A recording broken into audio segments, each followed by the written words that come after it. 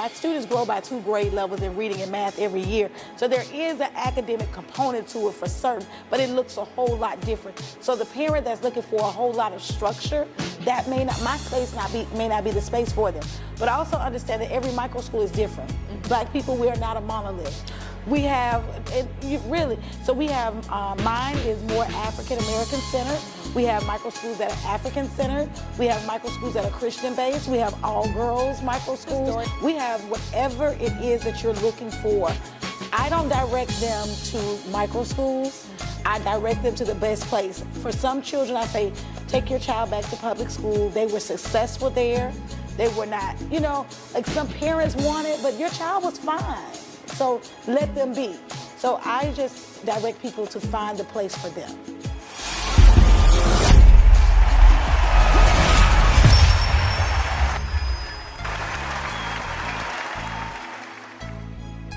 Hello, I'm going to say I absolutely loved being on the Tina Ramsay show. Her ability to be able to ask questions, her ability to be able to showcase a female, her professionalism, the communication, the razzmatazz of the entire outlook here on the podcast is absolutely phenomenal. And I'm honestly going to give her a 10 out of 10 when it comes to her podcasting skills. And I can say this with a lot of backing because I've been on over 100 podcasts. And I'm telling you, she's A1 in my book for sure.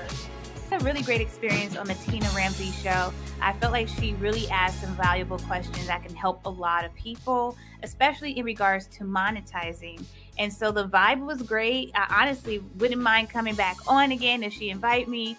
And I felt like the conversation just flowed. So I am super happy and I can't wait for the show to air on every single platform out there.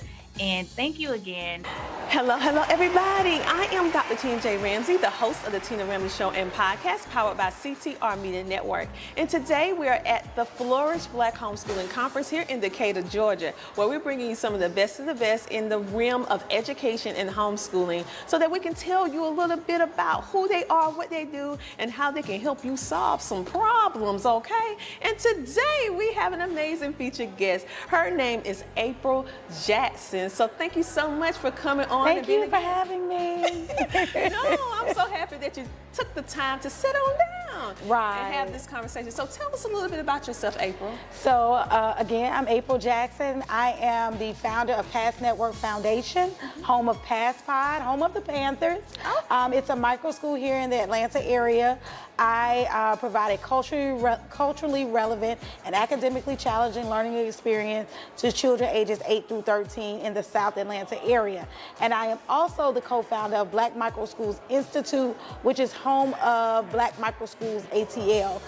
Its founding chapter, and it's a collective of non-traditional education environments that are led by Black people that predominantly serve Black children. Wow. So tell us a little bit about, for our audience that may not know what a micro school is, tell us a little bit about what a micro school is. So there are a lot of definitions out there for a micro school. So we put them all together and decided what Black micro schools are in the Atlanta area. So we serve, these are schools that have they are for-profit or non-profit. So they must be legal entities. And they provide academic support for youth, predominantly Black children, must be served inside of that environment.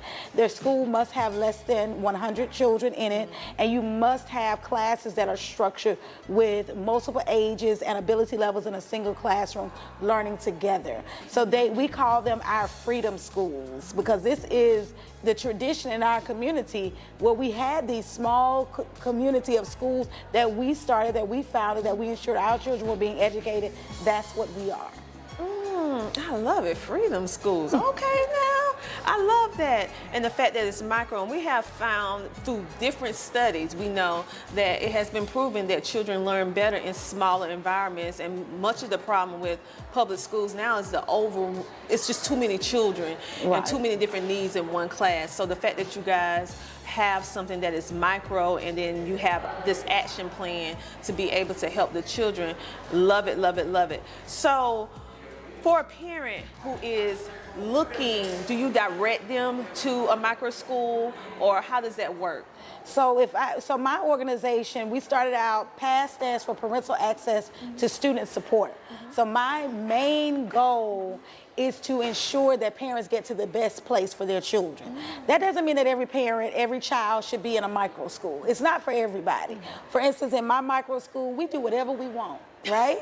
Right? It's not a whole lot of structure going on. It's a lot of, for instance, my students said at the end of the year, we want to put on our play for our parents. So I called up someone and said, hey, can you come and do a 6 to 8 week drama unit with my kids, and where they can write their own 1 or 2 or 3 act play and then perform it at the end. We do whatever we want to do. Now, I am a traditional public school teacher.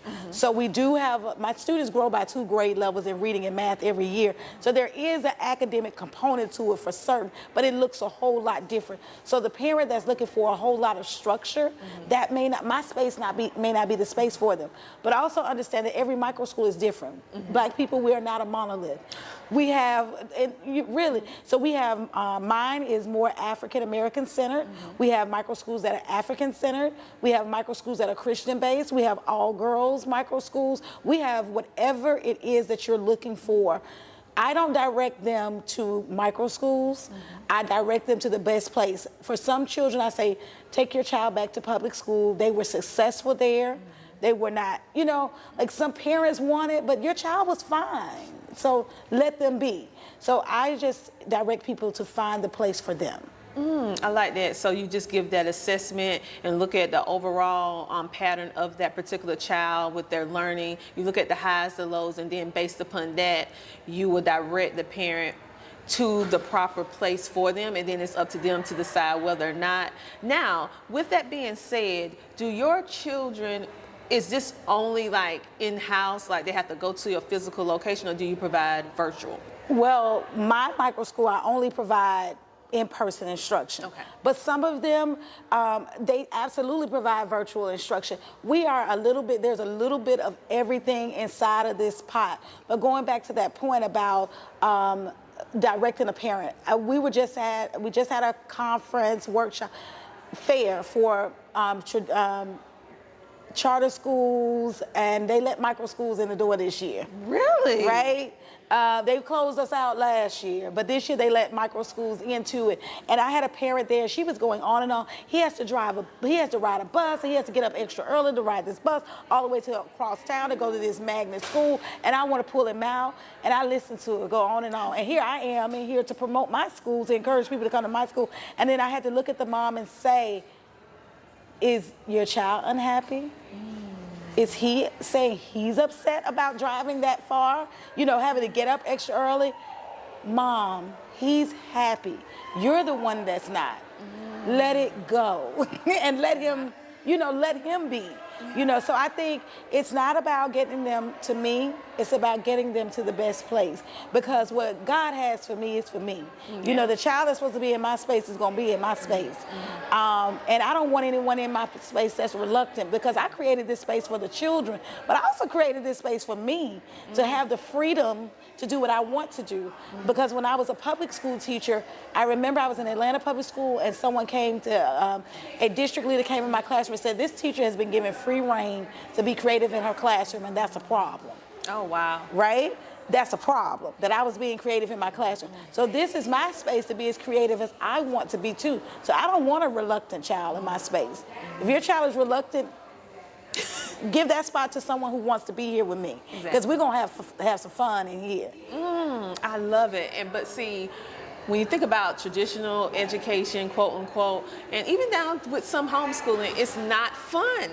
And so the fact that you're bringing not only that element in, but that is what the focal point that branch off into all the different areas of learning that this child, part of your school, they're gonna be like, I want to go to school. Oh yeah, like, they want to go to school. Wait a minute, it's a holiday. We want to go to school. You should have seen, we were out for 3 weeks in December, and for the December holidays, and they were like, that's too long. I'm ready to go back. They love coming. When I get there in the morning, School doesn't start until 9. At 8:45, my parking lot is full. They are ready to come in. They're jumping out of the car. We have a good time, and that's exactly what I want. Children should not be dragging into school every day. They shouldn't be miserable to go. Like tomorrow, they know we're going to do swim. My kids take a full aquatics program. They go from learn to swim. We partner with Swim Life Fitness. We go from learn to swim. They're going to do scuba diving. They're going to learn boat safety. They're going to be Red Cross certified when they're done, right? So they know tomorrow is swim day, and because swim takes so much of our day up, we do no work on Thursday. Oh, okay. So we do no work on Thursday. We're going to leave there, and we go to another micro school in our network, because one of the things about micro school, we came together so we can share resources. So we had an art teacher that said it has to be 20 children, and I would do this class. It's called African American Legends in Art. And they learn about a different African American artist. Each week it's an 8-week unit, and then they have to replicate their artwork, right? So I have 11 kids. The other school has 8. We had just enough. So I said, well, after swim, I'm going to come over to your school, and we're going to split the cost on this. You know, and so all day they'll go from swim, and then they'll go into art class. We'll take a moment, go in the gym, play a little basketball. And then we might stop and get some ice cream when we're done. Can I go? I know. Can I go? Yeah, the parents say, I tell them we are in summer camp all year long. My school is summer camp. Okay, and they're learning. They are, yes, again, they grow by 2 grade levels in reading and math every year because we infuse it in everything that we do. I take everything as a learning moment for them, and we don't learn anything that's not necessary because I do test my children. We use various platforms to test them on, and so I know, okay, he needs division, he needs multiplication, she's ready for, you know. And so every day at 5 a.m. I wake up to make the plan for the day for those children so I can make a personalized plan. So they're growing because I'm not wasting my time on something they already know because I don't have anybody's curriculum to follow but my own. Freedom! Freedom! It's real freedom. Wow. I want to go back to school. Right. Wow. Okay, so tell everybody, I know after hearing that, like, mic drop, tell the people how they can get in contact with you. You can come to my Instagram at PASS Network.org. You are going to love it. You're going to see that my babies love it.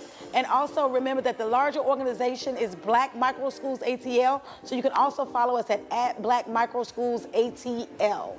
Wow. Thank you so much, You're so welcome. April, from coming on and sharing a micro school. Okay, mine is blown. Okay, I need another child. Okay, anyway. No. I need one more child. One more? Okay. Just one more. Honorary. No, man. Okay, we're going to talk some more. Listen, you guys. April, thank you for coming. You're welcome. Everybody, you know, every time that I talk to you, I want you to understand that you matter, that you are worthy, and that I love you. If no one else told you that, they love you today. And what do I want you to do until next time? I want you to do what? Keep smiling. Make sure that you tune in the same time, same place on the Tina Ramsay Show, powered by CTR Media Network, because guess what? It's time for you to come share, shine, and grow on the Tina Ramsay Show. See you later.